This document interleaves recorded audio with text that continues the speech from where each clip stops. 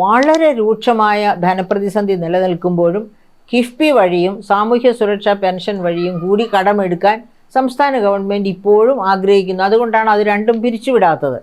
അങ്ങനെ പക്ഷേ കേന്ദ്ര ഗവൺമെൻറ് അത് അനുവദിക്കുന്നുമില്ല. കേന്ദ്ര ഗവൺമെൻറ് ഇപ്പോൾ പറഞ്ഞിരിക്കുന്ന ഇപ്പോൾ പുറത്തു വരുന്ന രീതി അനുസരിച്ചാണെങ്കിൽ 12,000 കോടിയെങ്കിലും കടത്തിൽ നിന്ന്, അതായത് ഇപ്പോൾ സമ്മതിച്ചിരിക്കുന്ന എത്രയാണെന്നാണ് പറഞ്ഞത്, 37,512 കോടി. ആ 37,512 കോടിയിൽ നിന്ന് കുറഞ്ഞ പക്ഷം 12,000 കോടിയെങ്കിലും ഈ പ്രാവശ്യവും ഈ വർഷവും കടുംവെട്ട് വെട്ടും എന്നാണ്. കാരണം കഴിഞ്ഞ ഏതാനും വർഷങ്ങളെ 2016-17 മുതൽ കിഫ്ബി വഴിയും സോഷ്യൽ സെക്യൂരിറ്റി പെൻഷൻ ഫണ്ട് വഴിയും എടുത്ത കടം 40,000 കോടിയോ മറ്റോ ഓവർ ഡ്യൂ ആയിട്ട് കിടക്കുകയാണ്. അതും അതിൻ്റെ പലിശയും കൊടുക്കാൻ കിടക്കുകയാണ്. സംസ്ഥാനമാണെങ്കിൽ കടുത്ത ധനപ്രതിസന്ധിയിൽ. അപ്പോൾ ഈ സാഹചര്യത്തിൽ ഈ പറഞ്ഞ 37,512 കോടിയും കഴിഞ്ഞ വർഷവും ഇങ്ങനെയായിരുന്നു. 34,000 കോടിക്ക് അടുത്ത് കടമെടുക്കാനുള്ള സാധ്യതയുണ്ടായിരുന്നു. അതിൽ നിന്നാണ് കിഫ്ബിയും സോഷ്യൽ സെക്യൂരിറ്റി പെൻഷൻ ഫണ്ട് വഴിയും എടുത്ത കടത്തിൻ്റെ ഒരു ഭാഗം വെട്ടിക്കുറച്ചത്. അതുപോലെ അടുത്ത ഭാഗം 12,000 കോടിയെങ്കിലും ഈ വർഷവും വെട്ടിക്കുറയ്ക്കും എന്നാണ് കേന്ദ്ര ഗവൺമെൻറ് വൃത്തങ്ങളിൽ നിന്ന് കിട്ടുന്ന സൂചന. അപ്പം അങ്ങനെ വന്നാൽ വീണ്ടും ഇതേ ധനപ്രതിസന്ധി സംസ്ഥാനത്ത് തുടർന്നു പോകാൻ ഇടയുണ്ട്. അപ്പോൾ എന്താണ് ഇതിനൊരു പ്രതിവിധി? ഇതിന് പ്രതിവിധി മറ്റൊന്നുമില്ല.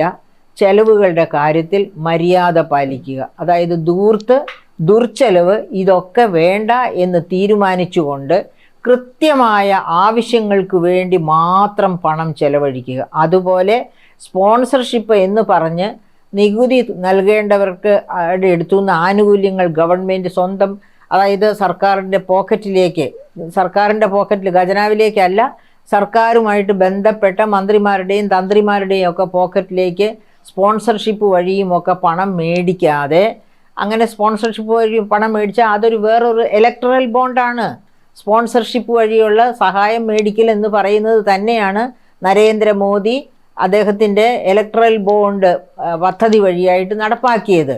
എന്നിട്ട് നടപ്പാക്കിയ നരേന്ദ്രമോദിക്ക് അഴിമതിയില്ല. പക്ഷേ മറ്റാർക്കൊക്കെയെങ്കിലും ഇലക്ടറൽ ബോണ്ട് വഴിയായിട്ട് കുറച്ചെങ്കിലും പണ്ട് 75% കിട്ടിയ BJPക്ക് ഒരു കുറ്റവുമില്ല. അവർ വളരെ ശുദ്ധിയാണ്, ശുദ്ധി വരുത്തിയ നീതിമാന്മാരാണ്. അതേസമയത്ത് മറ്റു രാഷ്ട്രീയ പാർട്ടികൾക്ക് എന്തെങ്കിലും കുറച്ച് തുക കിട്ടിയിട്ടുണ്ടെങ്കിൽ അവരൊക്കെ ശുദ്ധികലശം നടത്തേണ്ടവരാണ്. അവരൊക്കെ അഴിമതിക്കകത്ത് പോയി കിടന്ന് എണ്ണേണ്ടവരാണ്. അതാണ് നരേന്ദ്രമോദിയുടെ രീതി.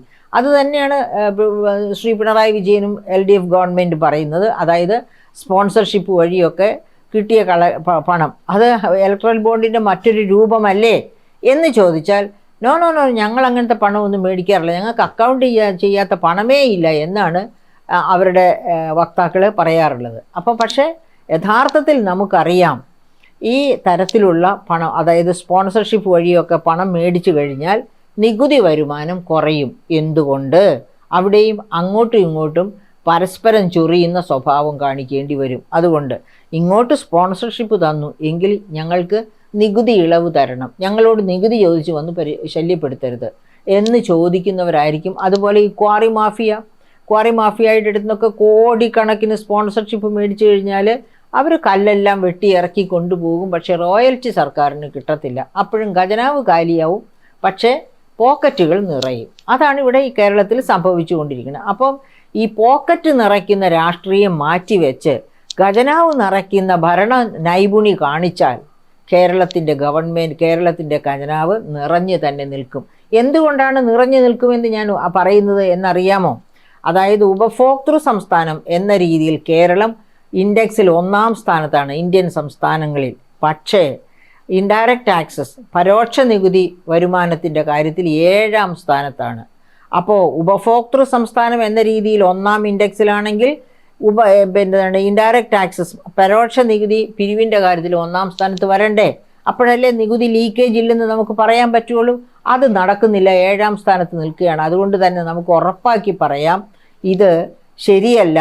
സംസ്ഥാന ഗവൺമെൻറ് വലിയ തോതിൽ കൈമടങ്ങ് വാങ്ങുന്നു. അതുകൊണ്ട് തന്നെ നികുതി സമാഹരണവും നികുതിയേതര വരുമാന സമാഹരണവും പാളിപ്പോകുന്നു എന്ന്. അതുമാത്രവുമല്ല, ഗവൺമെൻറ് മനസ്സിലാക്കേണ്ട മറ്റൊന്ന്, കടം വാങ്ങുന്നത് മൂലധന ചെലവിന് മാത്രമായിട്ട് നിജപ്പെടുത്തണം. മറ്റ് ചെലവുകളിൽ വെട്ടിക്കുറവുണ്ടാകണം. അതുപോലെ ശമ്പള പരിഷ്കരണമൊക്കെ 5 വർഷം എന്നുള്ളത് 10 വർഷമാക്കി മാറ്റണം. അങ്ങനെ മാറ്റം വരുത്തിയാൽ ഈ ശമ്പളം മേടിക്കുന്നവർക്ക് ആർക്കും നഷ്ടം വരുത്താൻ വേണ്ടിയല്ല, പക്ഷേ നമ്മുടെ ധനപ്രതിസന്ധിയിൽ നിന്ന് സംസ്ഥാനം എന്നേക്കുമായി എഴുന്നേറ്റ് നിൽക്കാൻ വേണ്ടിയാണ്, രക്ഷപ്പെടാൻ വേണ്ടിയാണ് ഇങ്ങനെയുള്ള പരിഷ്കരണങ്ങൾ കൊണ്ടുവന്നേ മതിയാകൂ എന്ന് പറയുന്നത്. അതിന് തയ്യാറായില്ലെങ്കിൽ കടുത്ത വില സർക്കാർ കൊടുക്കേണ്ടി വരും, ജനവും അതിൻ്റെ തിക്തഫലങ്ങൾ അനുഭവിക്കേണ്ടി വരും.